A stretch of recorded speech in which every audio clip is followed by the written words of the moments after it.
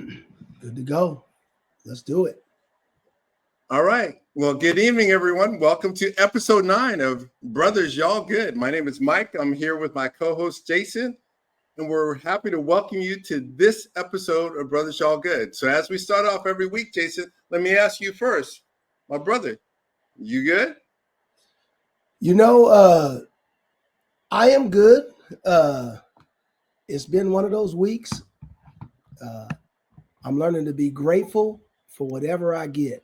You know what I'm saying? Amen.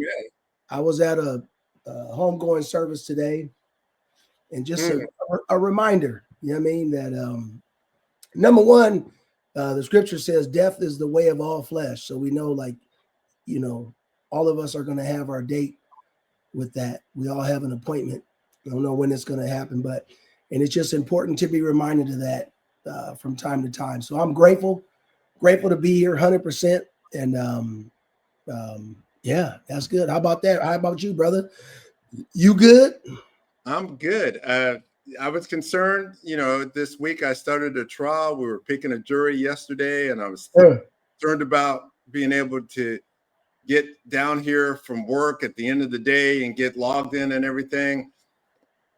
And then my trial got continued. We had some witness scheduling issues that couldn't get resolved, so we couldn't get the case tried this week like we thought. And so we released all the jurors and then had some flexibility and was able to try to get down here in plenty of time, get some stuff done, get some food in my belly.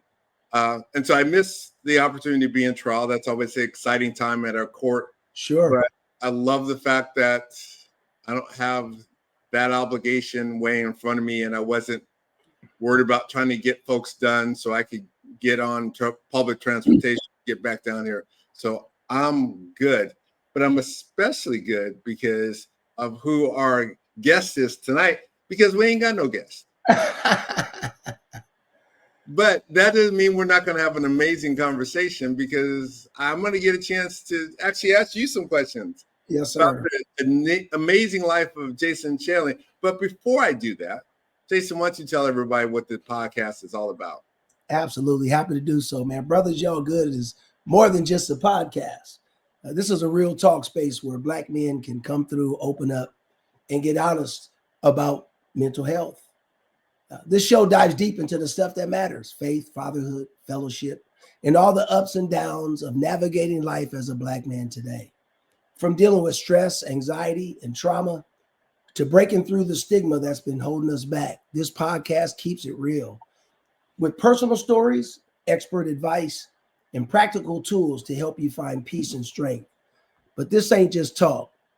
It's about building each other up, sharing experiences, and creating a healthier, stronger community. So pull up, tune in, and let's have the conversations that heal. Together, we're breaking the silence, overcoming barriers, and helping every brother to be able to say, yeah, brother, I'm good. So welcome to Yeah, Brothers, I'm Good. And now I'll turn it over to our co-host, Michael. The moment I've been waiting for. And so I get a chance to ask Jason about his amazing life, because for those of you that spend any time in the community here in San Diego, if you've been out and about, you've seen Jason somewhere. He's always repping either his nonprofit or his employer, San Diego Fire, or all the many organizations that he supports, just because he's an active member of the community. But what a lot of people don't know, and what I've only started to learn, is what led him on this path and what challenges he's faced along the way. So hopefully during the next hour or so, we're going to get a chance to talk about his past a little bit, as much as he wants to talk about. We'll talk about the things that he's accomplished and the things that he still wants to accomplish, and some of the challenges that he's faced along the way. So, but Jason, I want to start.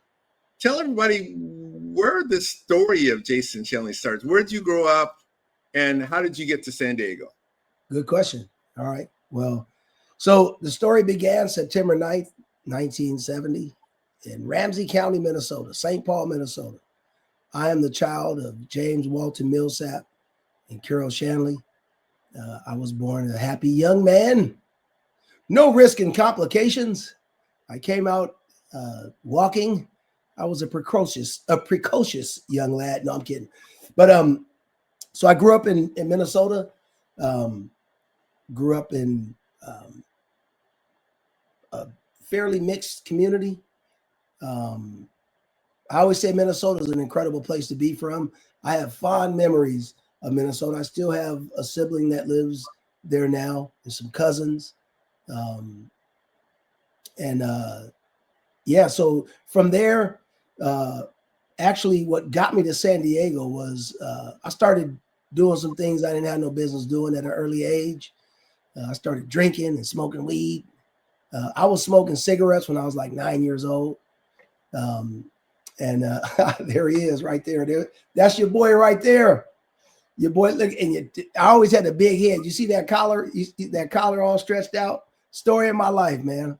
But and boy, I miss that hair. What I wouldn't do to have a bad hair day now. But and I started smoking cigarettes and sneaking liquor and stuff like that. Even at this age, I was sneaking liquor. There was liquor in our house from time to time, and I would sneak it, and that led to a drinking problem. I had a problem with alcohol, and so at 15 years old, my mother took me to dinner at the Best Western Steakhouse. You know what I'm saying? Bought me my favorite little meal, and she said, "I'm getting ready to move to Arizona, and you drink, and I ain't taking no drunks with me nowhere." And so I said, "Well," she said, "You need to go to rehab." So I did that. I went to rehab at 15. That was January of 1986. I wasn't 16 years old yet. I went to rehab, and I started my recovery journey January 6, 1986, and or January 9th, I believe it was. January 9th, 1986. And I've been sober ever since. Ever since I was 15 years old. I'll be 55 years old this year. So, and then we moved to Arizona. We moved there. That was a real good friend of mine in that photo right there, man. That was me at, I think that might have been my first year clean, crazy as that is. Always been a purple and gold fan, Minnesota Vikings right there, baby. Don't get it twisted. Don't get it twisted. Minnesota Vikings. I was a Chuck Foreman fan. But yeah, that was me celebrating one of my recovery milestones. We moved to Arizona. My mother wanted to spend time with my grandfather. And so we came out here with my grandfather, and he ended up passing away. We had some neighbors that we knew that ended up moving to California some years before us. And so we came here from Arizona. We drove over here to visit them, and we loved it. I always say we got tricked by the palm trees. And so my mother packed up everything in Arizona because my grandfather had passed away. So we didn't really have any reason to be there anymore. And we moved out west. And here we are, man. My mother started working at some apartments in East San Diego. Here's a funny story. Well, ironic. The tales of the light-skinned folks. So when we were going to high school, we enrolled in the performing arts school, the O'Farrell School of Creative and Performing Arts. Right. So, but in order to be there, I always picked on whenever we signed up for anything, we always identified as Black. My whole life, there was no mix, it was always Black. Well, we weren't able to get into the school being Black, so we changed our paperwork, and I went to school as a white guy. So they had to, yeah. So that was funny. So I went to the performing arts school, graduated, and here I am. But that's how I ended up in California, man. It was a death that happened and some friends that moved here. And we came and got tricked by the palm trees. And so here I am. This year makes 40 years that I've been in San Diego. Oh, wow. Okay. Yeah. Let's go back just a little bit, though. You mentioned your involvement with alcohol, your involvement with weed. Let me ask first, do you spend any time thinking back on those days and what that life was like for you at that time? Or is that so far in your past that you let that go? No, I remember. because I don't ever want to go back to that. So I can't never forget what that was like, because I don't want to ever go back. The big book of Alcoholics Anonymous has uh, a section that talks about young people, and it talks about how some folks are so young that when they get into recovery, the bottom that many people fall to, and when they're addicts and alcoholics, they hit a bottom. Well, the big book says that for young people, sometimes the bottom comes up and hits them, and that's what happened to me. The bottom came up and hit me, and I don't ever want to forget that. So I think about it often, not in a dread sense, but just in a, man, don't forget where you came from. Right. And so to be that involved, that your mom's going to tell you, hey, I ain't taking no alcoholics with me. What do you think it was that was fueling you back at that time, that you thought that's what you needed to do? It was fun. And I know now, I didn't know then, but I know now I have an addictive personality. So I tend to, if I get into something, I'm all the way into it. Like I'm 100%. One of the things, people laugh because I play bagpipes, and people laugh, and people know that if I start something, I'm going to do it. And so that's one of the things that yeah, that's funny right there. You see them grades though. You see them grades. That was, I left them on there, right? Yes, sir. Yeah, that was June of 1989, the year I graduated high school, man, from the School of Creative and Performing Arts. So I graduated with a 3.57, holler back. You know what I mean? Don't trip, potato chip. That's and I just graduated. What's that? That's what I'm talking about. Yeah, man. And so, I got an addictive personality. So when I drank, I liked the way it made me feel. It was fun.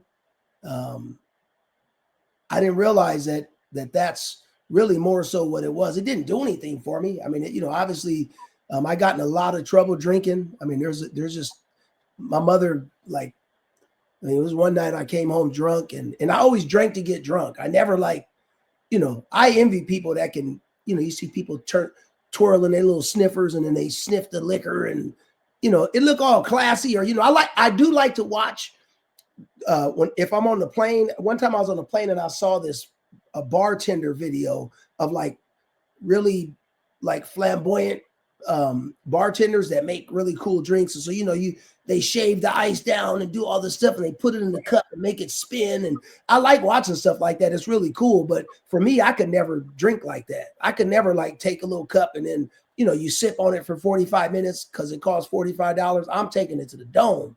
You know what I'm saying? I want to boo-boo on myself when I'm getting twisted. You know what I mean? It's whatever. And I don't know what happened. There's times I would drink and come home with different clothes on and don't know how I got that. I mean, and this was before I was 15 years old, tripping like that. Came home one night and I was drunk, and I forgot I had to do the dishes. So I was down there trying to do the dishes, holding on to the sink with one hand, and my mother came to, and then I'm like, man, I can't do these dishes. So I took the dishes in the dish drain from the sink and was bringing them up to my closet, and half the dishes fell down the stairs, and I just kept going up and put the dishes in my dirty clothes and tried to go to bed. My mother was like, you're tripping.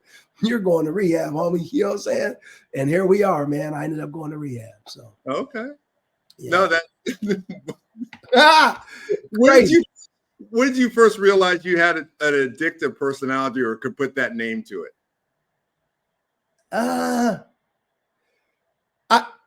I think I recognized it early. Maybe I knew that it was something, but when I really realized it was as an adult, I just started seeing patterns in my life that I would, there was a time. So one of the things I did when I stopped drinking, I smoked cigarettes.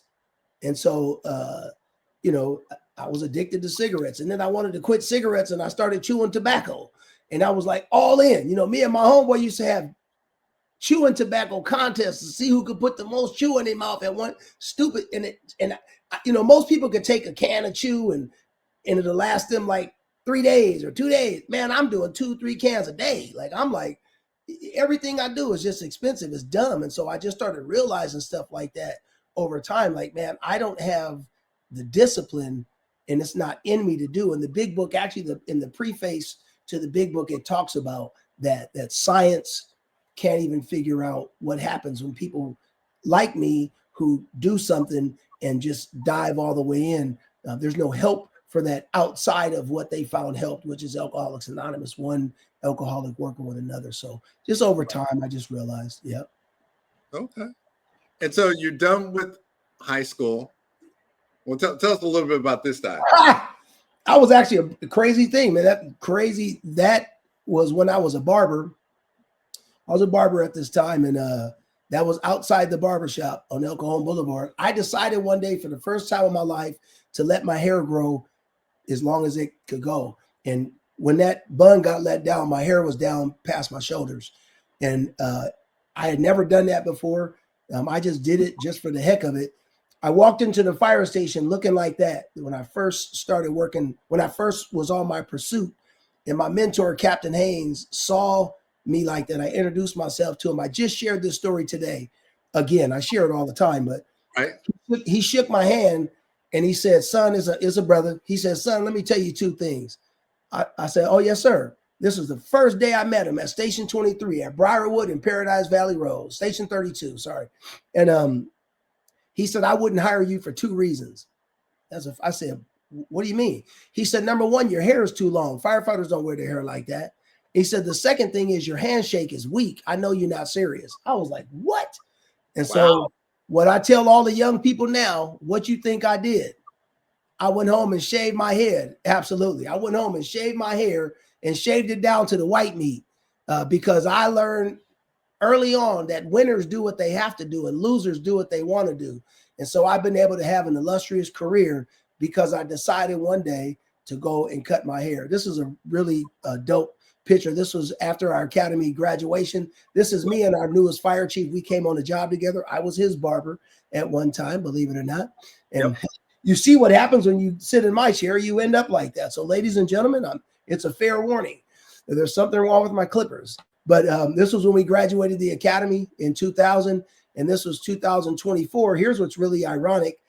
The picture on the right from 2024 was a picture that we took after we did an interview on StoryCorps about Chief Logan's life. I got to interview him, and we just got a call that we're going to end up on NPR. Our interview is being featured on NPR this week, which is like, what? Like, what? You know what I'm saying? So it's crazy. So that picture on the right is that. So just super blessed. This career has just done so much for me. I'm so proud of our fire chief. Love that man with all my heart. He's one of the dopest, most dependable people, and you know him, so you know exactly what I'm talking about. So, without a doubt, and he is every bit of that. And there's a reason why he hangs with you, right? There's a reason why it's been a quarter of a century, and y'all have been hanging together because he recognizes who you are. But you've always been hanging out with stars, man. That's who you are. That's how you roll. You're doing too much now. You're doing too much. Just saying. Yeah, that was in Hollywood, man. That was in Hollywood, man. And Ice-T came up to me and asked me, could he take a picture with me? I said, man, get away from me, homie. And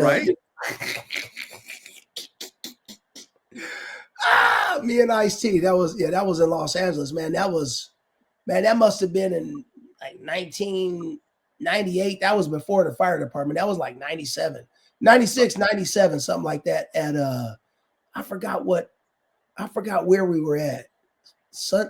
I forgot where, maybe Venice Beach or something like that. I don't remember. That's what it looked like. It looks like you're out by Venice. I think that's where that was. Yeah. And he ran up to you and said, I need a picture and give me He said, hey, homie, let me get a flick. I said, man, all right, man, I guess, man, whatever. You knew who the future star was going to be. So I appreciate all that. And I said, man, I see what I can do, man. I'll see what I can do, man.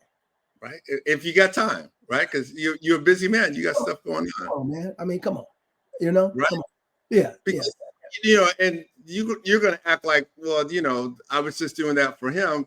But that was like that was your pose. That was your style. That's how you roll. You pulling out all the stuff today, man. That's crazy. That's me and my boy Ruben. That was we were at the oh my gosh, it's slipping my mind. I keep wanting to say the Beastie Boys. That's Cypress Hill. Cypress Hill. God, I couldn't think of it at all. Yeah, that was dope. Hey, make sure them folks get a zoom in of that Ben Franklin right there, though. I had the Ben Franklin on, man, I had to sport the LA hat. That was kind of my thing. Double ear Right. piercings, the long beard. I was tripping. Yeah, that was Right. my boy Ruben. Yeah, my boy Ruben. He's still rocking now. But yeah, we was with Cypress Hill. We got a chance to be with I got a chance to hang out with a lot of like people like that during my life. It's really dope. Really. No, and that's part of it, right? Because you talk about this life. Hey, grew up in Minnesota, went to Arizona, palm trees, got us in San Diego. But even early on, you're hanging out with people doing stuff. So talk to the audience a little bit about what it is about your personality that you find yourself around people all the time. That's who you are. You are not a guy that keeps his light underneath a bushel basket. You are out and about. Yeah. Talk a little bit about what that life is like for you. Man, to be honest, I just love people, Mike. You know what I'm saying? It's like meeting you. Like, I mean, who would have ever thought I'd be cool with? I mean, you're a whole judge. You know what I mean? You're like a superior court judge. That, you know what I'm saying? And like, in maybe many people's eyes, like I'm just I was a captain, I think, when I met you, but I'm just a fire captain. And you're a judge. Like, what? We don't have nothing in common in terms of that, right? But that's what people tend to think, maybe. But for me, I say, man, I don't really care what you do for a living. I just want to get to know you. Like, you know, I've never asked you for anything. I asked you for advice one time, just on, and this was like recent, after all the years I've known you. But that's not why I want to be your friend. I don't call you to, you know, when you see me calling, you don't look at my call and go, man, this dude gonna want something. You know what I mean? You just, hey, what's up? You know, but I'm interested in people. I love people.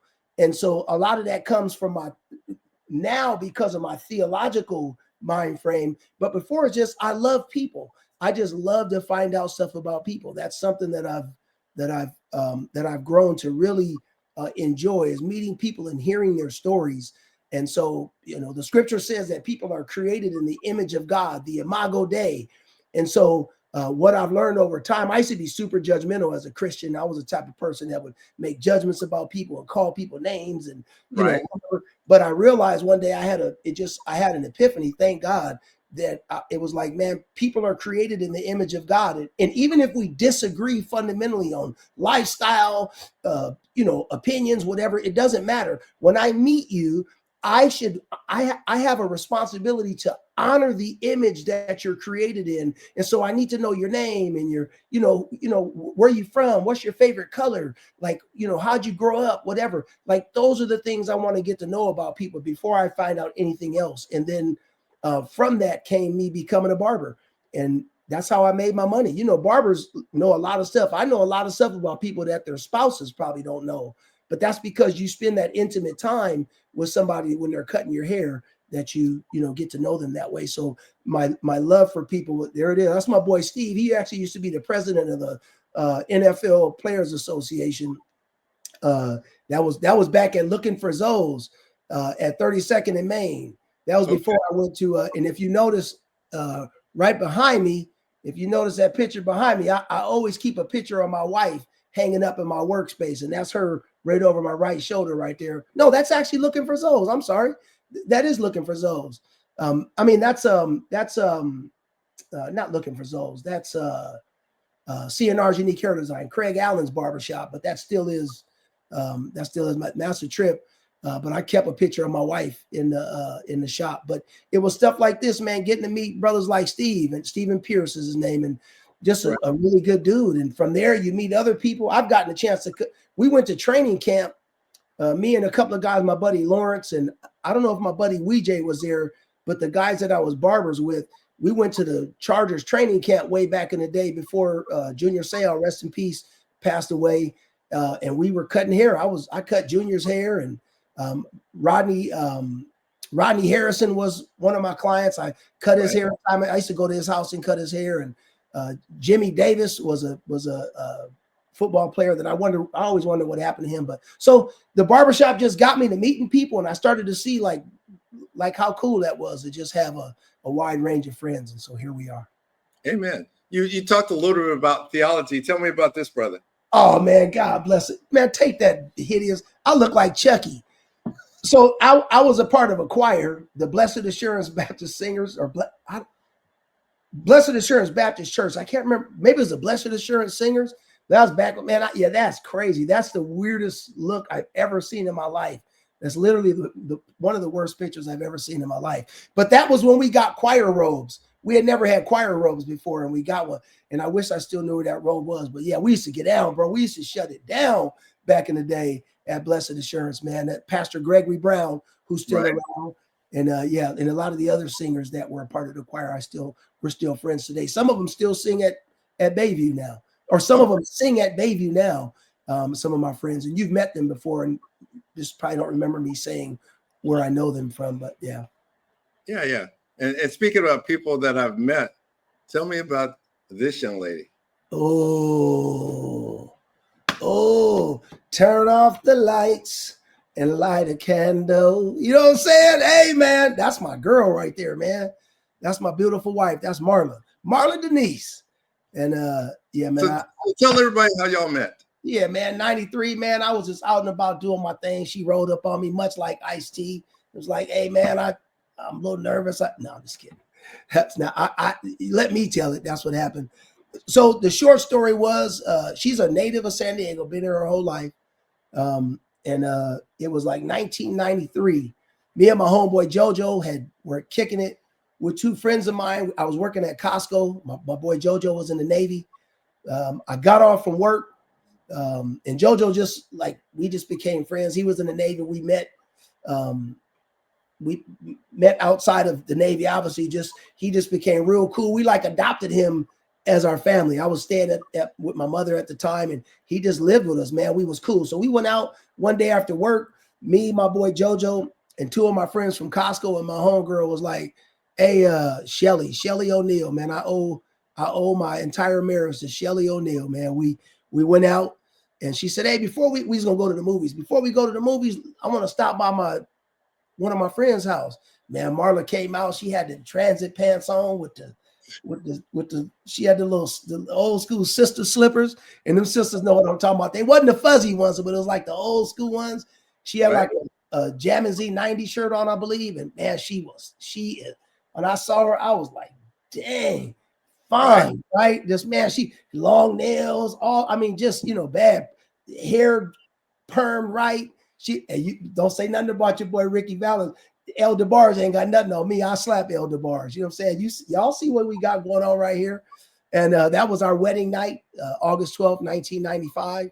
That was probably about 8 p.m. maybe, something like that. Man, that was right at Euclid and Imperial. Y'all better ask somebody. We rode through the hood. We rode through the hood in our limo. We got married at oh my gosh, man, my brain is fried. New Creation. We got married at New Creation Church at Altadena in Euclidish. And yeah, man, we stopped by her house. I thought she was bad. I asked her friend, I asked my friend Shelly, man, can you get her number? Here's what's funny. Me and my boy JoJo was shooting rocks because the side of the driveways break up. And so the little pavement that came off there, we were shooting it into the trash can across the street. And it was like, hey, because we both thought she was fine, no question about it. Like, hey, whoever get the rock in the trash first, get her phone number. We arrogant, thinking whatever. He got it first. I was like, man, you cheated, man. Hold on. So I was like, man, we got to do it again. So long story short, we was pulling away, and I just asked her homegirl, could you get her number for me? Would you mind if I give her a call? Would you ask? So I got her phone number. I called her, and man, we just became best friends, man. She was my best friend. We talked about everything. She was going through a breakup. I went through a breakup, and man, we just became friends, man. And yeah, our first date, the first thing I ever asked Marla out to, that was to church. I asked her to come to church with me, and she was like, nah, I don't want to go to church. Not that she was against church, but she was like, I don't want to wear stockings and a dress. I was like, I don't even go to a church like that. Where I go to church I wear flip-flops and jeans and, t-shirts or whatever. She was like, what? I said, she said, if you wear jeans, or if I wear jeans, will you? I said, I go with jeans all the time. So we showed up to church, and that was it. She started going to church with me on a regular basis. I knew that I was 23 years old when we met. And then 24, I I was in barber college at the time, and I had been talking to my mentors about, hey, I really like this lady, man. I mean, she's like the bomb to me. Like she's, we get along, whatever. I want to get married, but I don't know if I'm ready. And one of my mentors, I'll never forget him, man, Ron Williams, man, he passed away, rest in peace. And my mentor, Tim Huddleston, he was actually my mentor and my sponsor in Alcoholics Anonymous. And Tim was definitely one of the closest people that I've ever had in my life. He was the person that taught me the value of telling the truth, and telling on myself. I learned about truth before I went to church. I'll just say that right now, before I became a Christian. Learned about telling on myself. And then Ron was like, man, you're never going to be ready. You're never going to have enough money. You're never going to be ready. You'll always find another excuse. If you love her, just be a man. If you're going to be you know what I mean? And so one day I wanted this necklace that my wife had got for her ex-boyfriend. I saw it and I was jealous. I was like, I want this necklace. You know what I'm saying? I'm like, man, you my girl now. Like, what's up? You know what I mean? But I had this thought. And that's why I thank God for mentors. I thank God for mentors, because in my brain, I said, man, before you ask her to, and I actually wanted her to throw away this little gift bag full of birthday and Christmas cards that she got from her ex too. And I was sitting in her room, and before I said anything, a thought came to my mind. Why don't you make a commitment to her before you ask her to do something serious? Be a man. Don't ask her to do something to prove her love and loyalty to you if you haven't done the same for her. And I never said anything to her about the necklace or about the birthday cards. I went and started talking to my mentors. Like, I think I want to get married. And then he was like, you'll never be ready, all that. So going back to the barber college, or going back to church, I called her from barber college. I was like, hey, just a quick question. If somebody like asked you to marry them or whatever, like what, would you say no? Or I forgot how I asked. It was something stupid like that, right? If somebody asked you about getting married. You ain't got, man, listen, my wife didn't marry no genius. Unfortunately, Marla Denise didn't marry no genius, and it's too late now. We too deep into it now. But so I invited her. We went to church. A good friend of mine, my brother was there. She didn't even know what was going on. It never dawned on her. But I proposed to my wife in church, in front of my church family, and I was doing a testimony service, and I proposed to her in front of, I was 24 years old, and I wasn't 24. I think I was at the end of being 23. I think I was 24. I wasn't 25 yet. And then we got married, man. And one last thing I'll share about her that was really dope to me, that was a life changer and showed me the character of my bride. When the invitations came, it was probably 400 invitations that came. Right. With all this stuff, we telling people we engaged now, we all this stuff, right? So we in deep. And I said, hey, I think I'm getting cold feet. I don't know. And I was like, I'm embarrassed to say it, but I don't know if I'm ready. And instead of going, what you mean? And all that, she was like, hey, they're just invitations. I mean, we ain't got to do nothing right now. If you're not ready, you're not ready. And I knew right then, I was like, that was incredible. So needless to say, August 12, 1995 at 6 p.m., New Creation Church, we was walking down the aisle. And this year, August 12th, 2025 is our 30th wedding anniversary. I've been with this woman almost 32 years, and I still kiss her in the mouth. I still love her. I still look at her booty and everything. That's my girl. You know what I'm saying? I love my wife 100%. Love my wife.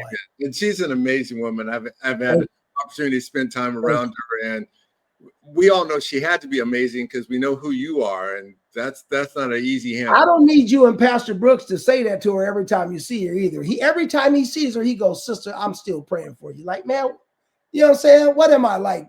Chopped liver? What? Because you see what I was when she married me, Mike? Did you see? We seeing it. We seeing it all. I'm actually looking for that photo, man. Now, I was still on probation back then. I need that photo. So I gotta go back and find that for our NPR video. But I was on probation then, man. What I wouldn't do for hair. Man, what I wouldn't do for hair. I look weird, though. I was gonna find some photos of you with hair because I knew they had to exist. Because most barbershops that we go to, we don't want all the bald men cutting our hair. So there had to be back in the day. Shout out to my boy Antonio, who was my barber. He used to get me right all the time. My boy Antonio, he used to cut my hair, did me right too. One of the best barbers I've ever had. Amen. Amen. So talk a little bit about what it was that excited you about joining fire service. I love to help people. I grew up next to a fire station in Minnesota, like right at the end of our block was a fire station. And I met an African-American firefighter there. All the firefighters there were super cool, but this one brother used to always be outside. His name was Artie Hill, and he was always outside. I loved talking to him. Man, I got my butt whooped real bad one time at the fire station. Like, I remember the smell going in the fire station, the way it smelled. There's this unique smell that I don't smell it often anymore, but when I do, it's very nostalgic. I've always been excited. And then a really good friend of mine, my brother Fletcher Webb, he's a retired fire captain. I saw him and my brother used to be roommates, and I saw the life that he lived, and he had a nice truck. He's never complained about going to work. It looked like he was having fun. And I met some guys when I worked at Costco that used to come shop at Costco all the time on the fire engine, and just getting to meet him. And then I had a couple of clients as a barber. That's how I found out about EMT school. And it was something that I just felt compelled and drawn to, something I knew that I had to do at some point in my life. And the opportunity presented itself. And by the grace of God, the timing was perfect. And here I am. And going into that, did you have any concerns about whether you were going to be able to be successful? I mean, it's one thing to have a dream about something. It's another thing to believe that I can accomplish anything that's in front of me. What was your mindset going into the training to become a firefighter? Nah, when I started, I already knew like it was going to happen. Like there was no like what if, and none of that mattered. I was going to get the job. There was no question. When I put my mind to something, it's going to happen. It doesn't. I wish I could think like that all the time, but there's those moments where things happen and I'm like, no, this is the way it's supposed to be. Like, I'm definitely going to get this job. There's no question about it. And it was a job at the time. What I now know is it wasn't a job. This is not a job. It's a career. And Right. what I know now is that I'll do whatever I have to do to get whatever I have to get if I really wanted it. And I just had enough information to know that this is something that I wanted to do. And so I set my mind to it. And like I said, having someone like Chief Logan with me that was just as driven. Right. We're like the yin and yang. I always tell people, like, at the end of all the chaos, Chief Logan's going to come out on the other side walking the same straight line he was always walking. He's not going to be deterred for anything. And I'm like a butterfly in a windstorm. I'm like, I'm going to come out all tattered, and he's going to smack me in the back of the head and say, man, get over here and come on. And so thank God I had someone like him. They say if you want to go somewhere fast, go by yourself. But if you want to go long, if you want to go a long distance, then you go with somebody. I knew that this was going to be a long distance marathon. So I knew that I had to go with someone, and I'm grateful that I had Chief Logan there to keep me going. I met some really good mentors along the way that helped me. And I just knew in my heart, this is something that I had to do. And I knew that I was going to do it. And I got another photo of you at the beginning of this journey, right? And I wish I could light it up a little bit, but that's you on one of your first calls, right? One of my first fires, I was at Fire Station 17 with Captain Haynes, 487, I think it's 483 Shimon Avenue, with a cross of orange in City Heights, one of the busiest fire engines in the country. I was on probation, hence the orange shield. Right. I remember that fire. It was really early in the morning. We was coming down the hill on Fairmont, flying in the engine. And I'll never forget, man. And Captain Haynes looked over and saw what we call the header, the smoke coming. And he said, looks like we got ourselves a fire. And he's from Coons, Texas. So he always sounded kind of country every once in a while. And Right. man, that was after the fire, ironically. And that day he kicked the door in. He like donkey kicked it, boom, and kicked the door in. We went in, and there was nothing at the bottom. But when we got up to the second floor, everything was on fire, and it was super hot. And I was on on the nozzle, what they call being on the nozzle, and I was Right. low. They take you to get low. I was low going up, and the person behind me. One of the things that you don't realize when you're behind someone is they become a shield. So he didn't know Todd was his name. Todd didn't know that it was 1,500 degrees. So he kept pushing me into the fire, and I'm trying to put it out, and he didn't realize that it was really hot, and I didn't want to be a chump. So I just kept doing it, man. And at the end of the fire, we went outside, and I didn't realize this till we got back to the fire station. After all of this, I realized that my ears were burning. When I went to the shower, I was like, man, my ears hurt. Ow. And then I was sitting there with my uniform on, getting ready to be relieved. And I think Captain Haynes or somebody walked up to me and was like, man, look at your ears. And I had giant blisters on my ears because I had second-degree burns on my ears. And then we went to look at my face mask, and my face mask was crazed. It was so hot that it caused my mask to like crack all the way around. It was crazy. And I got burned. My ears got burned really bad. But I was like, man, we here now. Let's go, baby. You know what I'm saying? So that was like one of my first big fires. It wasn't my first one, but it was the first good one, man. And that's what a good 2 hours worth of work looks like in my business right there. So did that work as a firefighter, as a first responder? Did that seem to fit really well with what you described as your addictive personality? The fact that you could do that type of work, that there was such an adrenaline ride and rush from the job, or is it mostly just a lot of sitting around and you get a couple fires every now and then? What was it like for you back then? Yeah, I always say to people, firefighters, we don't get paid for what we do. People say, oh man, you guys sit around in chair. That people don't understand. That's fine, but we get paid for what we will do.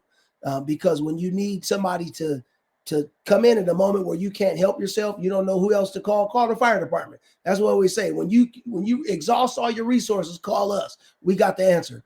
And so I realize that there's a lot of things that go on during our day. We don't just sit around. There are times when we sit around and we got to eat, and we do trainings and we have meetings and things like that.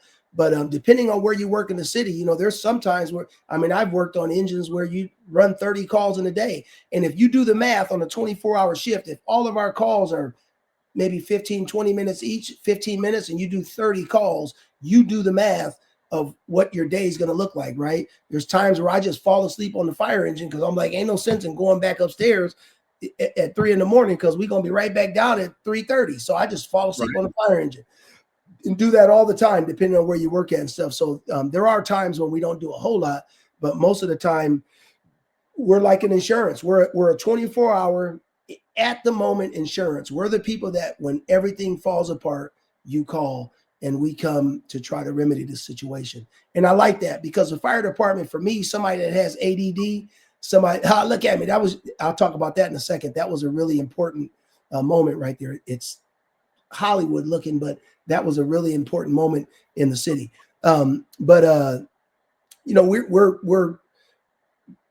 We respond in the moments when I don't remember my train of thought. I can't remember. So we're gonna go back to this. That stare right there, man. That brother right there made me a little nervous. I don't know who that is right there. That's really not me, but he's real serious because he's got some important message to get out. There's no we're working on.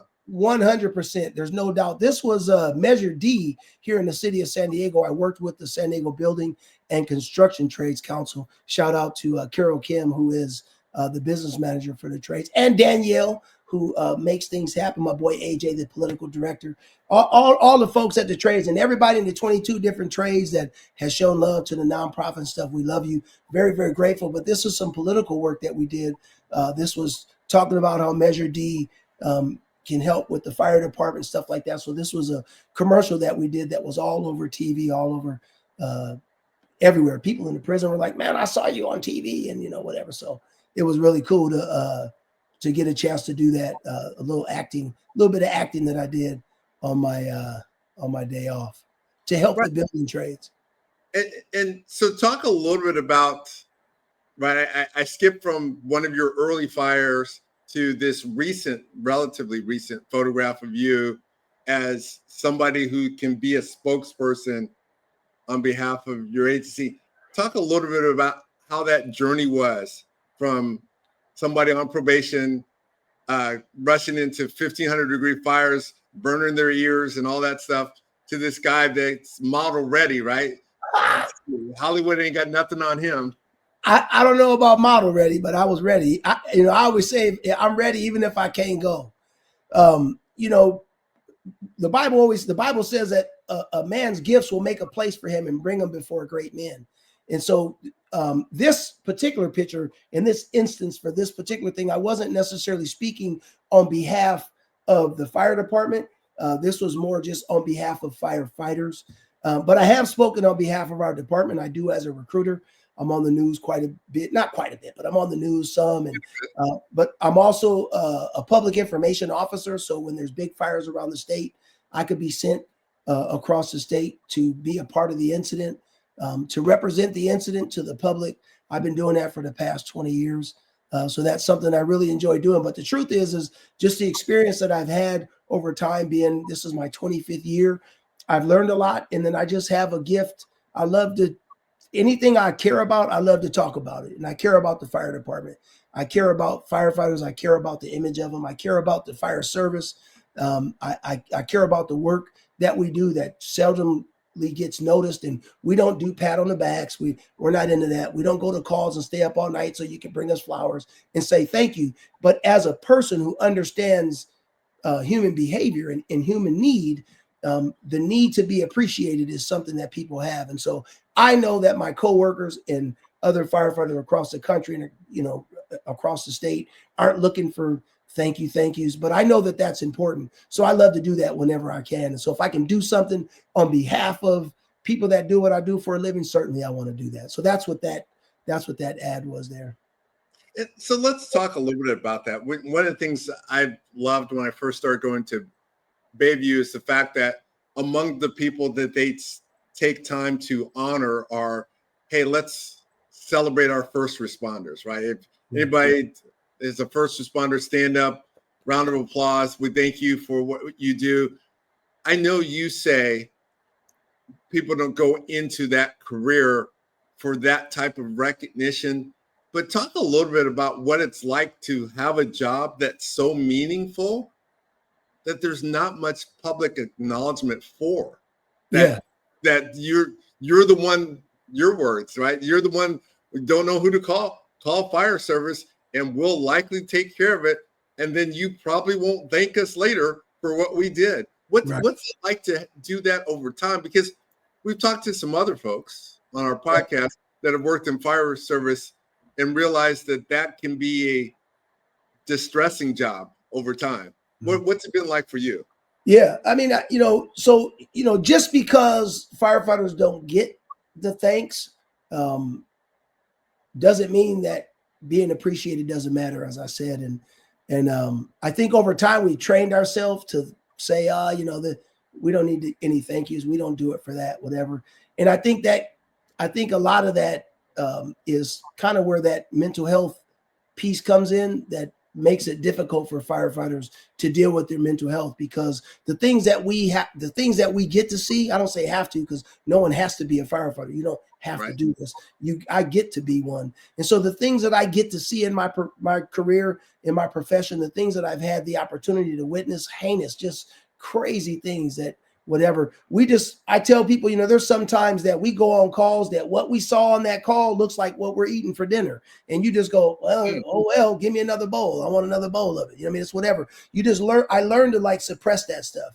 We learned to not be appreciated. We learned to we just learned that that's just what we do. And over time, we've heard that enough to where we say we didn't come in here to be appreciated. And maybe we didn't. But the truth is that when you're out saving lives, staying up all night, missing holidays, missing a lot of firsts with your children, you don't get to, I told my wife when I first started, we might not get a Christmas. I don't know, there's times where we're going to miss Christmas. And so we have to alter our life.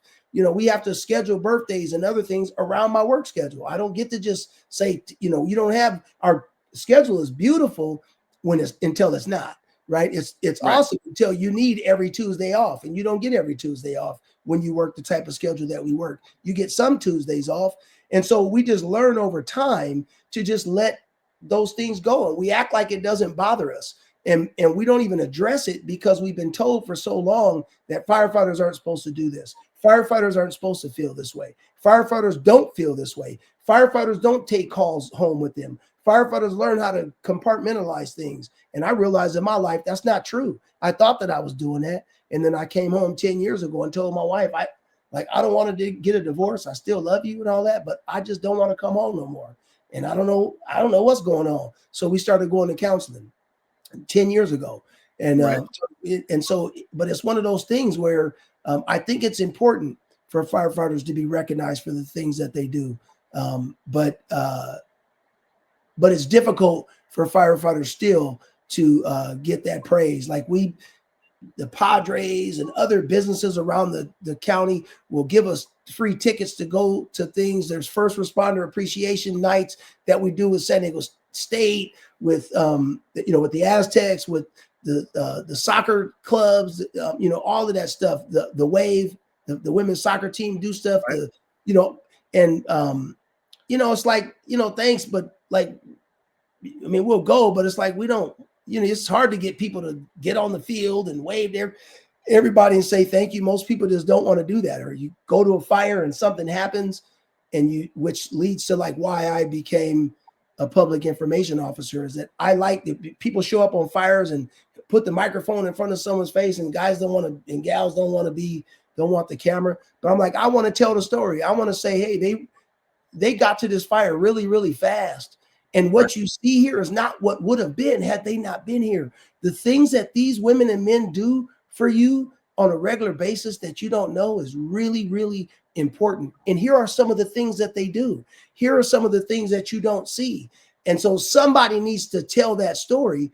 And really, a lot of people don't want to do it and don't feel called to do that either. And it takes a special person to be able to, because you only get one shot when you're live. You got to be able to say the things without putting yourself in a corner where you say something offensive or something that you're going to have to explain or something dumb. You know what I mean? You really want to know. And so I just feel like I got a knack for doing that type of stuff.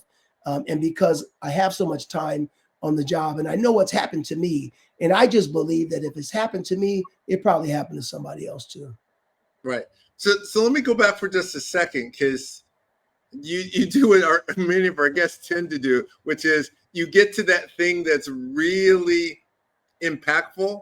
Yeah. I was at this place 10 years ago where I was feeling, and you don't really describe the feeling, and you describe the events, and then we kind of move forward. So I want to go back for just a moment, spend a little time in what were you feeling 10 years ago? What had led up over time, right? You with fire service for a while. Was it something that had been building over time that never got addressed? Or had you tried to address it along the way, and 10 years ago, it just got to the point where it's like, I don't know what to do now? Yeah. So I was going to ask you the question, but you definitely already know because of the line of work that you do. But what I attribute it to, I think, is just over time, I got to see reality. One of the things that firefighters, at least one of the things that we get to see is reality. So I ask people, why shouldn't you drink and drive? Why should you? Or why is it important not to text while you're driving? Or why is it important to wear a seatbelt? Why is that important? And most people go, oh, because, and they give you some theory. The theory of this happened. This is a theory because possibly, well, I've seen it with my own eyes why you shouldn't text and drive. I see what happens when you don't wear a seatbelt. I see people fly out of the car. I see when you drive drunk and you drive the opposite direction on the freeway and crash into a tow truck. And I look inside the car and thought that it was a tree, and it was actually a body that had burned till it was absolutely unrecognizable, right? With body parts flung down the freeway. I mean, I know why you shouldn't do these things firsthand. And I think over time, just understanding the reality and like being faced with my own mortality, and like the Bible talks about that life is like a vapor. And it's like, if you really, I think most people just kind of go to work every day and just think, oh, I'll see you later. And you might not see you later.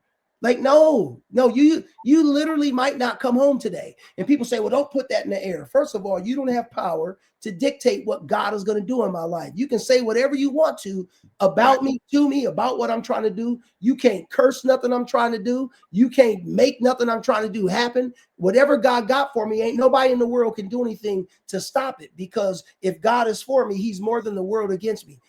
That's what I kind of realize now. But I think I started taking on a lot of that reality that you might not come home. Seeing babies that didn't make it, little babies that never did, seeing babies crack their heads open. So I don't want that to happen to my kids. You know, you go on that call and come home and call my, hey, the kids all right, everybody all right. I see this wife who lost her husband that lost their wife. And I think over time, it just like, I started getting depressed and just like, life is stupid. Like, this is like, you know, and I wasn't like suicidal or anything that I know of, but it was just like, I just, the zest for life was gone. It's like, and then maybe I think I wanted fireworks when I came home and all these kinds of things that it was like, I just come home and it's like, hey, what's up, man? What's up? Yeah, I mean, it's like, do you know what I did last night? You know what I'm saying? Like, I just, you know, and then being tired. You don't sleep the same. You sleep with one eye open when you're at the fire station because you know you're going to get a call. So you can't get into deep sleep. So over time, it wears on your body. And I think I'm grateful that God woke me up to show me that I needed to get some help. And so I did, and started going to counseling and realized what my work life was doing to me and how it was affecting me mentally. So I don't know that there was one instance that I could point to say, this is why it happened. But I think over time, and therapy helped me to sort of look through some of that. And I didn't want to be at home, but I didn't want to not be at home either. And I didn't know what to do with it. So I was depressed and all kinds of stuff. And I just didn't realize that I had normalized what it felt like. And I just normalized it. This is just what firefighters feel like. And hey, it's all good. But it wasn't. You hadn't talked about it, so let me ask. Were you talking to other firefighters about what they were going through? Or is it kind of a culture there where no one then it was like nobody talked about it. Back then, everybody was feeling like that. I don't know if everybody, I don't know if everybody was doing anything, but like, yeah, I mean, nobody was saying, hey man, like, one of the good things is like we would go to a call, and what is normal in the fire department is like you go to a call and you see something really bad, and on the way back we go, dang man, but it tends to be not, man, are you all right? Doesn't tend to be that. It tends to be like a joke. Man, did you, golly, man, did you? And it was not like nobody thinks any of that stuff is funny, but what do you do with that? Like, what do you do when you see like somebody shoot themselves? You like literally saw somebody that committed suicide, and like you hear his mother screaming and like, oh my God, you see the gun laying under the bed and you see the bullet hole in the wall and he just a young man just dead, right? Or the guy hanging in the garage from a PlayStation controller. I'll never look at a corded PlayStation controller the same again, because I saw a young man that hung himself in a garage and he was playing This Is For My Homies. And like, what do you like? There's like, we would make a joke about that, but it wasn't because it was funny. It was because it was traumatizing. And what do we do about that? So no, people weren't talking about it, but now we are. Mental health is a big thing right now, and I'm a big proponent of it. Okay. And you said right now, I assume that means within the fire department, there are programs, mechanisms, counselors, whatever available? Very, very much so. Nobody has to go through a mental health crisis by themselves in the San Diego Fire Department, ever. We're very big on that. We do after actions. We have therapy dogs. We have peer support counselors or peer support folks that are on our job. So like if like I went on a call one time, a lady jumped off Petco Park with her baby. Craziest, man, it was just crazy. And like before we even got back to the station, it was like, hey, the peer support's coming by. They brought their dog and they brought some peer support, some other firefighters that, it was difficult for you. You can't just come in and like, it's like, what do you know about what we're doing? You know what I mean? But peer support came and we went out of service and we just went around like, how you doing? How you doing? How's everybody feeling? And it's like, man, that was the first time I'd been through that. I was like, wow, that's kind of a trip. Like, they weren't forcing you to say nothing. They're not look me in the eye, lay on the couch and tell me about your mama. You know, it wasn't like nothing like that, but it's just, hey, you just saw something that's not normal. Most humans in the world are not going to see that, but you did. So, like, how's your body feeling right now? Anything? No, okay, no big deal. But if and then some people go, hey, well, this, and then, well, you know what? I got that too. Well, hey, what about? Hey, it kind of reminds me of this, or hey, and before you know it, like we kind of had an hour-long conversation. Nothing deep, but just realizing that, man, this stuff really does something to us. And so those things happen regularly on our job now when there are calls that are deemed necessary, not your average asthma. Somebody has asthma, every asthmatic call you go on, but something that's a little out of the ordinary, or a shooting or something like that. That's, or, if a cop gets killed or something that's like I don't want to say out of the ordinary, because everything's out of the ordinary. Amen. For the average person, but for us, it's not the average thing. So we've done really, really good over time, building a mental health system that addresses needs. And we're trying to do things one thing that we do now is when the new firefighters come on the job, before they hit the line or before they go into the fire station, we have a family day. And they come in and they talk to the families about, here's what they're going to be facing. Here's kind of how you can help. And then they'll ask me and my wife to come in and we'll get to tell our story about what happened. And so we'll talk about over time. And I tell them right then, don't be a superhero when it comes to your mental health. Be vulnerable. And here's the things that you can do, right? Weakness is actually letting something harm you and you don't even address it. Don't look at it. That's actually weakness or whatever. And so when I'm around the fire station, I brag about having a counselor. I talk about going to therapy. I've been doing it for 10 years. I tell everybody, man, you going to therapy? You married? Have you been to therapy? So, and I don't force it on anybody, but I just normalize it because everybody kind of knows me on the job. So it's like, and I just want people to know it's okay not to be okay. And other people have went through traumatic things and people have seen them like tank, almost lose your job. And you go through our mental health system and now you're a beacon of hope and light to other people, and they feature you to tell your story. Let me say one last thing about that when we first started this, that was interesting is one of the guys on the job got 2 DUIs and he was going to lose his job. And for the first time, for whatever reason, I don't remember the exact facts, but something about it where he wasn't going to lose his job. And I'm grateful, but he actually was able to make a video and talk about what he did and how bad what he did was and what he learned from it. That was the first time that somebody that I remember, somebody being able to say, man, I actually have a problem. And like, look at what it almost cost me, kind of a thing. And he's still a respected person on our job. He's made a total change. I'm grateful that they did that for him. But that, I think, was like the start of like something that we began to build on. So that was a forward-thinking chief that was like, you know what, instead of hiding it and let people create rumors about what you did and whatever, why don't you get on and say what happened, and nobody can steal it from you and make a story that didn't happen. You get on. And so we played it at our in-service training. It still lives in an archive file. So if somebody wants to go back and watch it. So shout out to the man who did that. That was pretty life-saving right there. I thought that was amazing. Amen. And we've joked through our podcast that you and I can talk for hours, and we certainly can tonight. But I want to turn to something else because you're involved in so many different things, and talk a little bit about this photograph with you, because this is you once again in a TV news station, because that's where you hang out. But talk a little bit about what's on your shirt, who those two men are, and why you're at KUSI 9 News talking about that.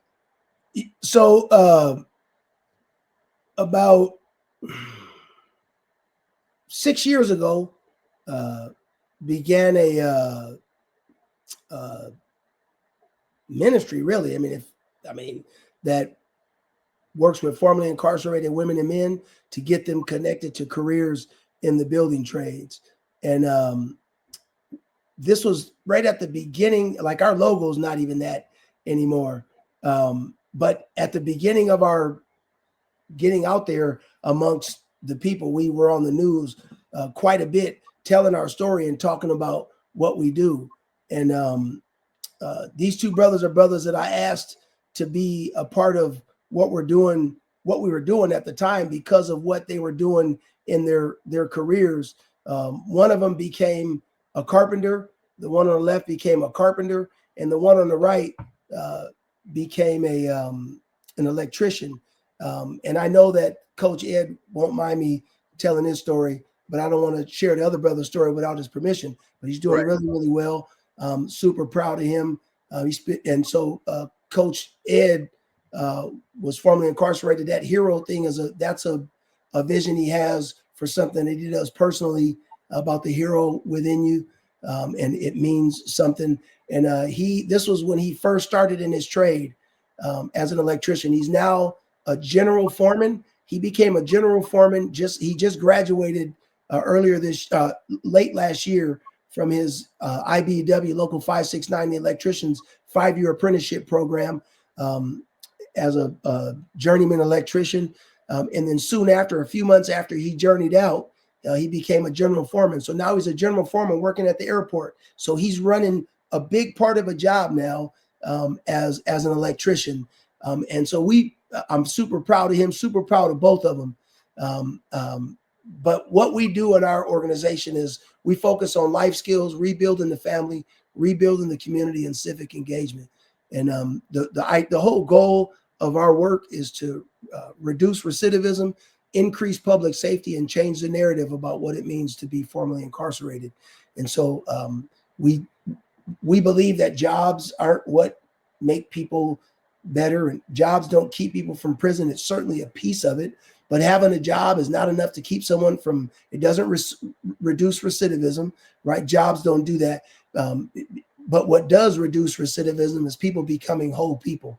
So we believe if you learn life skills, we talk about everything from anger management to money management.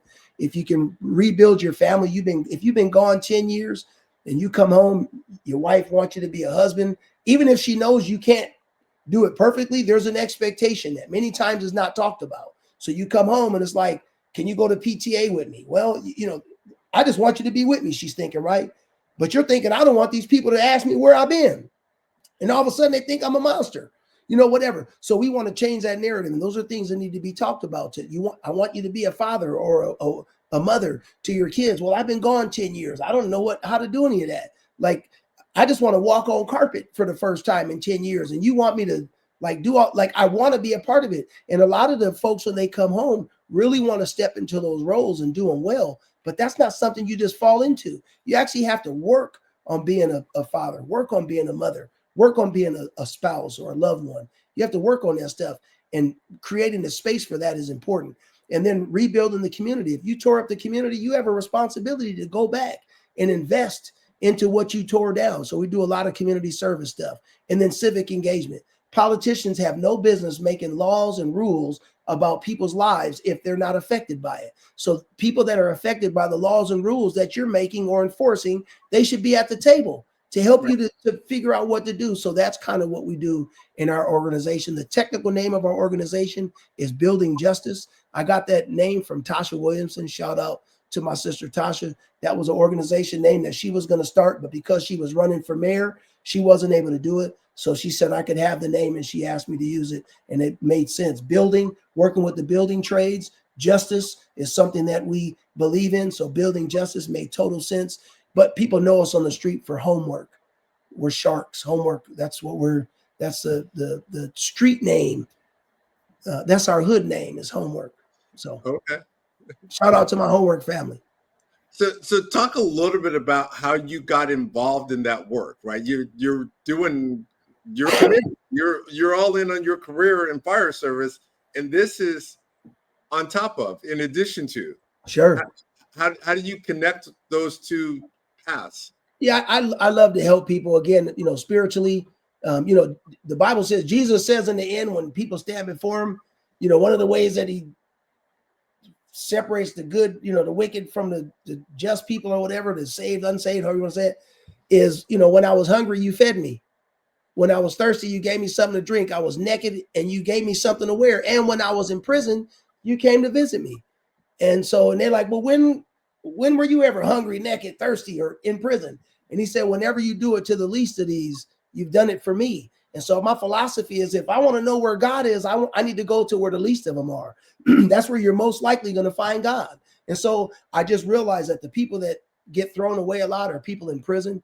I want to send a special shout out to Dennis Martinez. He's a former pro skater from back in the 70s. He and I became friends and brothers in Christ. And he kind of got me hooked in to going to Calipatria State Prison way out east. Right. And I just met some incredible men. One of them is Wayne Weston Burleson, a really good friend of mine that had a life without sentence. And one day, 6 years ago, I said, man, let's petition the governor to get your sentence commuted. And he was like, no, I don't want to do it. Long story short, we put a packet together, and by the grace of God, community members, Genevieve Jones Wright, Tasha, Tom Lemon, who was another person that was with me in the beginning when we started Homework, Manny Vasquez was with me. We were like the trio. We wrote a packet for him, and he's home now. And so I've just seen going into the prison, it's something that I love. Being inside, it's hard to explain to people what it feels like to be inside the prison, to be amongst those men. Some of the best spiritual experiences I've ever had were inside Donovan State Prison in the worship sense, in the teaching sense at Calipatria State Prison with Wayne Burleson and Christopher Hernandez, who's still incarcerated now. But some of the best teaching I ever had, some of the best worship experiences I've ever had came from inside the prison. And it's just something I fell in love with, man. We used to drive 2.5 hours there, 2.5 hours back every Saturday to go spend time at Calipatria. And it was just something I didn't mind doing, man. I fell in love with it, and I've been in love with it for over 20 years. And I'll say on Thursday, a real blessing is happening on Thursday.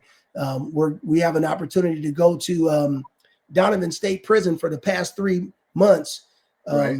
The mental health doctor and the recreational therapist, shout out to Dr. Baru and Miss Keene. They got an idea through Leslie Lake, who is a member of the Delta Sigma Theta Sorority Incorporated. Always got to shout out the ladies from Delta. Everybody knows I love Deltas. I love all the ladies in the sororities, but I always tease and I start trouble with AKAs and everybody because I know. But that's not what we're talking about right now. Right. Donovan got a hold of Leslie. Leslie and I were talking. She said, hey, they had this idea. We all connected, and before you know it, boom, they did a 3-month parenting class, and they wanted to have a father-child dance at the end of it. And so Thursday, we're gonna go in. The men finish with their parenting class, and so the men get a chance to their daughters or children are going to come and have a dance. We bought our nonprofit Building Justice. By the grace of God, we were able to help sponsor the event, and we bought all the men's suits. So you got guys with pink suits, brother with a burgundy suit, some dudes with baby blue suits, and you know what I'm saying, black or burgundy with like the black paisley. I mean, fresh. We bought them all Air Force Ones. It's going to be a sneaker ball. So I want to shout out to Alonzo Harvey. We were able to buy our shoes from Alonzo. So that was really, really good to be able to get it within budget. So that because we had a certain limit that we could spend on shoes due to CDCR donation limits. And so the guys are going to get a chance to wear suits and be regular. We're going to cater the event, have a DJ, things like that. They're just going to get to spend time with their kids in a sense of normalcy. And some of them have never met their children before, and their children are 17 years old and they've never seen them in person. So that's the reason why we do what we do. And I'm just really grateful for the opportunity to be able to serve that way. Right. And it's amazing what you do and the things that you manage to find time to do. I remember when I moved downtown less than 2 years ago, and I was like, Jason, I'm close now. So hook a brother up. Let me know what's going on. And I'll be honest, I can't keep up with your schedule. You are out and about on the constant. And I'm just so impressed at what you do, because in the midst of all that, and there's so much to talk about, and I realized I couldn't get to most of it in 75 minutes, but I want to talk a little bit about this version of you. Hey, that's me on the back. That's me as a band member of the San Diego Firefighters Emerald Society, and that's my youngest daughter right there. That's one of the three loves of my life. That was me after Chief Logan's swearing in ceremony at Bayview Baptist Church. Yep. Shout out to my church, Bayview, my pastor, Pastor Brooks, and my incredible family. Our church, our pastor. And that was there. My daughter is actually really funny, and she said something slick and crazy and just had me cracking up, and somebody caught me in the moment. So what was it about your life that you realized, what's missing is I haven't played the bagpipes yet? I heard a tune called Highland Cathedral. It's a German tune that was picked up on the bagpipes, and I just heard it played. Bagpipes are it's a tradition in the fire department. It comes from the old Irish tradition. When the Irish came to New York, that's one of the things that they played at the funerals. In Ireland, that's what they do. So they brought that tradition to the fire department in America, and it just went across into all the fire service. Most fire service, if they have the opportunity, have a band that plays. And so we represent several fire departments in the county of San Diego. We have folks that are part of our band from multiple fire departments. And so I heard that tune.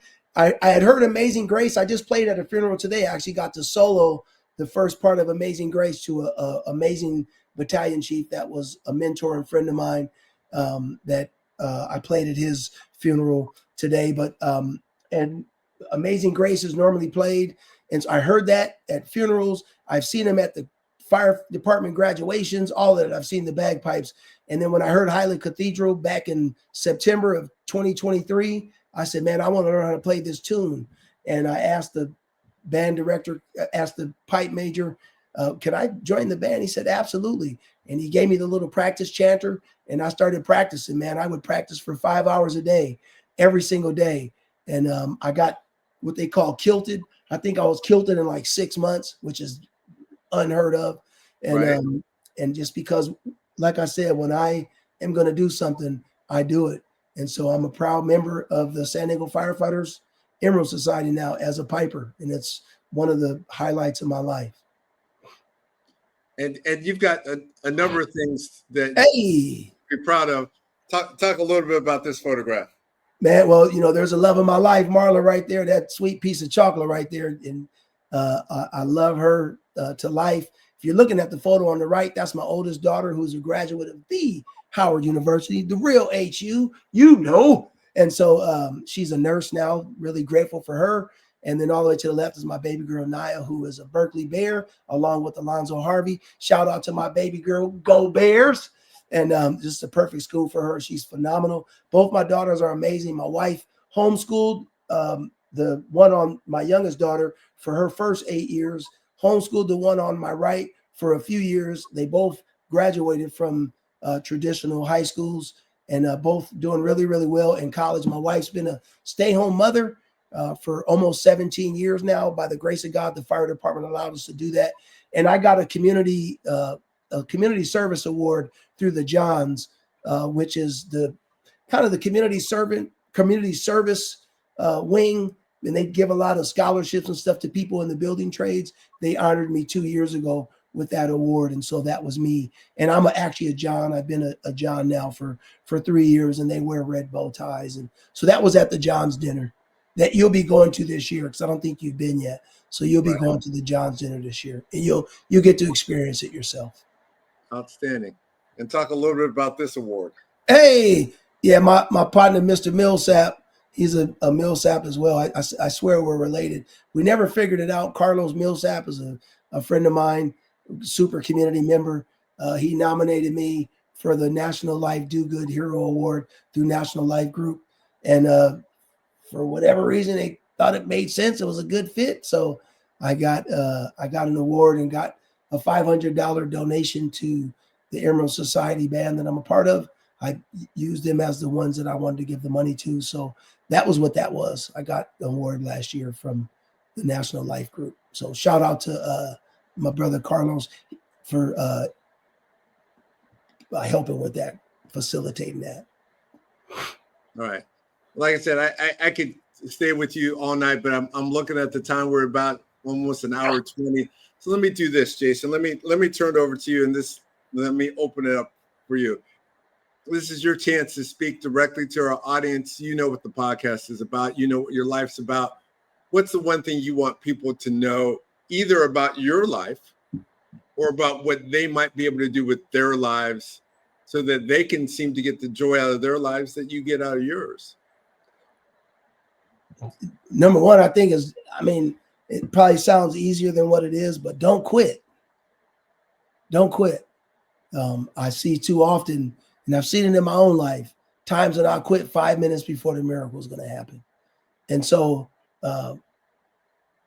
I believe that the reason why I have the outlook on life that I have right now is I believe that I have, as much as I can, a healthy outlook about who God is, the God of Abraham, Isaac, and Jacob.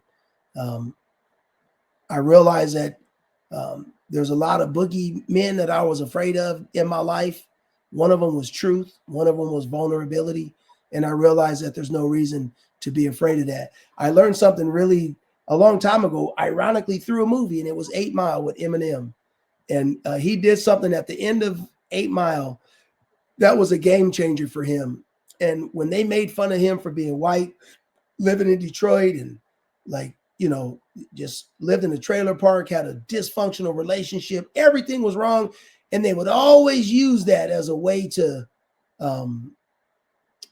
make fun of him and rap about him and embarrass him in front of everybody. Here goes the white boy. We about to talk about his mom being a dope fiend and his girlfriend sleeping with everybody and blah, blah, blah, right? And so what he did at the end was he rapped about himself and he told on himself. And he took away they didn't have nothing to do. He took away all their ammunition. And that's kind of what I believe truth has done for me. My life is an open book. I really didn't care what you asked me about. I was going to tell you about it because my life is an open book. I always tell people, you can ask me anything you want. You just have to be ready for the answer.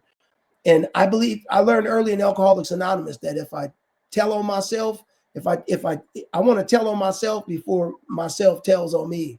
And the Bible says that eventually your sin is going to find you out anyway. People going to know eventually anyway. So I figured I need to get my life together, but then I need to be honest about the things that I struggle with, because I think it's dysfunctional and it's very unfortunate for me when I judge my insides, what I'm feeling, to what somebody's producing on the outside.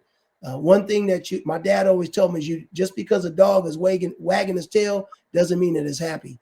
And I think it's the same in life. We see people, we see Judge Washington. Oh man, Judge Washington got a Tesla. He live in this, I call it the George Jefferson apartments. He live in a deluxe apartment in the sky, right? He live way up to, he got butlers at the doors. This is not the typical Negro right here, ladies and gentlemen, but this is not about him. He live in the George Jefferson apartments and stuff like that. But people don't realize that you got an entire life. And if they judge your outsides, if they judge their insides by your outsides, they're going to miss the fact that, and they should go back and watch the podcast about the things that you struggle with. And so for me, I think it's the same way. I want people to know that I'm not perfect, man. I got a great life, though. I'm so grateful. I'm so blessed to have the life I have. And I have had some insane things happen in my life. I'm talking about really bad things happen in my life. But there's a song the sister sang at the funeral today, and it's a song I love. It's an old Negro spiritual. And it talks about I've had some good days and bad days. I've had some hills to climb, right? I've had some weary days and some sleepless nights. Oh, but when I stop and think, and when I stop and take a look and think things over, all of my good days outweigh my bad days, and I won't complain. And that's really like how I feel. And a lot of it is because I'm deepening my relationship and understanding with God, about God and what he means and what he's done for me and what I've seen him do in other people's lives. And I just so happen to believe it. So I just want to encourage people, man, to don't quit. Tell the truth about yourself. You're not as bad as you tell yourself that you are. And most of the things that people are saying about you are things that you made up in your head. Most people don't spend their days thinking about us. They really don't. We think too much about ourselves. And it's actually okay to be who you are. You're exactly what God wanted you to be in this moment. And if you let him, he'll prove to you that everything that you've been through has a purpose. All things work together for good to them that love God and to them who are the called according to his purpose. And I truly, truly believe that. And so I just want to thank God for you, Mike, for Alonzo, brother James Fox. Thank you for commenting. For everybody that encourages me on a regular basis, to my wife and daughters, my sister, Dr. Elsie, my brother Tom and Flip, my sister Dahia, all my cousins, everybody that has encouraged me, people on my job, Chief Logan, Pastor Brooks, all of our Bayview family that you know how it is, Mike. We walk in. It's I mean, it's like we don't know everybody, but it's just a weird way. But so tell on yourself, find you a good church home and find some people that can encourage you, and don't quit. See it through. It's important to see it through. So I'm just very, very grateful. Thanks for this time tonight. And I really, really appreciate you. Claude, we're going to get with you too, man. I saw your message the other day. But Mike, thank you for taking this time and letting me be a guest on the show. And lastly, I'll say thank you. Again, I say probably once a week, I'm like bragging about just how grateful I am that you forced my hand. The way that you asked me, you knew what you was doing too. Don't try to act all humble. God told me to, and it's like, dude, God used that moment in a powerful way. And the fact that you said, let's just do it. And I'm very, very grateful that you thought of me and that I got a chance to be a part of what you're doing here. I'm very, very thankful for it. So, and thank you for everybody who listened and will listen. I hope something of value was shared tonight. And I'm grateful to be able to tell a portion of my story. And good job, Mike, at making everything work. You're a master.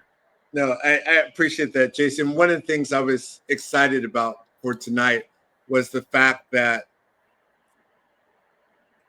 I was going to be able to hopefully let people get to know you on a slightly deeper level than some people might have.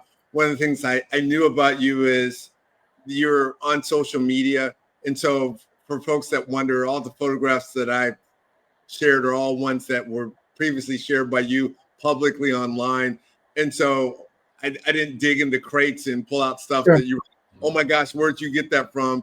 Marla must have shared stuff without my permission or something. This is all stuff that you posted, but I wanted people to get a sense of who you are, because so many of us, myself included, often see you as just the guy who is charismatic, confident, courageous, and speaks in any circumstance with everybody. You're one of those people that remind me of those folks that say,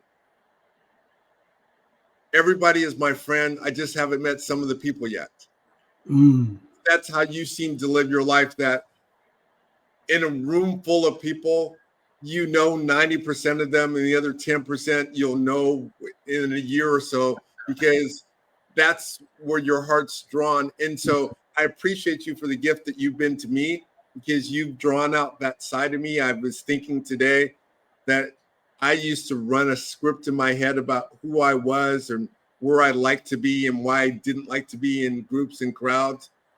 And I realized today that was just a story that I told myself, that I was the type of person that didn't get energy from being in groups. And it's because I didn't give energy being in groups. And you, great model and guide along the way.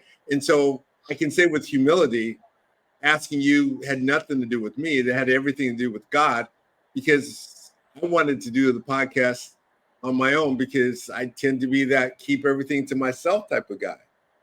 And what God helped me see is, by forcing me to ask you, that was the first break that had to take place. I couldn't hold on to it anymore, because I was taking it literally to someone else. And I knew by taking it to you, well, hell, you know too many people for me to keep it secret now. So it's going to be out there. And so what I want to thank the people that have watched this live today. That means a lot to us. And I also thank all those that have stayed with us this far in the episode to listen to this part at the end, because I thank you as well. I want to do what I do at every episode. I want to give Jason a chance to pray us home, and then we'll go ahead and close this episode. So Jason, I'll turn it back over to you. Right on. Thank you, Claude. Again, thank you, Alonzo, James. Appreciate you, and everybody else. Grateful for you. So, Dad, I just want to say thank you. Grateful. Thanks for waking us up today. Thanks for letting us see another episode of this podcast. It's truly something that you've done. We're grateful for it. Thank you for allowing me the opportunity to share a bit of my story. Thank you for the things that you've done in my life that actually gave me a story. I'm grateful. I'm grateful that you encouraged me never to quit, even when I wanted to. So I pray for anybody that may hear this that needs to hear "Don't Quit." I pray that you give them the courage to see it through. I am eternally grateful for my friend and my brother Mike. I pray for him and Steph and for their marriage, for their relationship. Pray for her as she continues to teach in the environment that she's in now based on some recent events. And pray that you use her in a mighty way. And I pray that this podcast will do exactly what you intend for it to do. Help us to be good stewards. Don't get arrogant, thinking that we're anything. We're absolutely nothing. This thing could go away tomorrow. So help it not to be a part of our identity, but just something that we do, something that is on loan to us by you. And again, thank you. Bless the ears that have heard today, and anybody, again, that needs to hear from you, Dad. I pray that you would speak to them in their situation and cause something to happen. So I'm grateful for my life, grateful for my wife, grateful for my kids, and thank you for everything that you've done in Jesus' name. Amen. Amen. So before we close out, I want to let people know for next week, a week from today, it's going to be the 1st of April, first Tuesday of the month. We won't be broadcasting, streaming live. We're going to be supporting the brothers Orgeray and Nate that were on our show previously as they do their live in-person show up at Malcolm X Library here in San Diego, 6:30 p.m. next Tuesday, April 1st. Come out and join them for Nurturing Brotherhood. It's a Black male mental health space where we can get together in person and talk about some of the things we do. Jason and I have been talking over the last couple of weeks about where Brothers Y'all Good is going to go in the future. One of the things we'll be doing is we're going to be bringing on some men from the D9 fraternities. So you're going to see some alphas, some kappas, some Qs, some sigmas, some iotas. We're going to bring them on, let them talk a little bit about their journey, what their challenges are, what their brotherhood walk means for them, and what their fraternities are doing in the community to make life better, not just for Black men, but for our entire community. So look forward to that. We're going to be planning some in-person events. You'll be hearing more about those in the future. So we thank everybody that's been a part of this. Appreciate your support. If you didn't watch it live, or excuse me, if you watched it live, but you want to share it with somebody who's not on Facebook, let them know it's going to be on YouTube. It's also going to be on Spotify tomorrow, so they can listen to us or watch us in those venues as well. And with that, we say peace and love to you. Thank you so much for being with us tonight. Thank you, Jason. Appreciate you as well. Love you, brother. Love you too, man. All right. We out.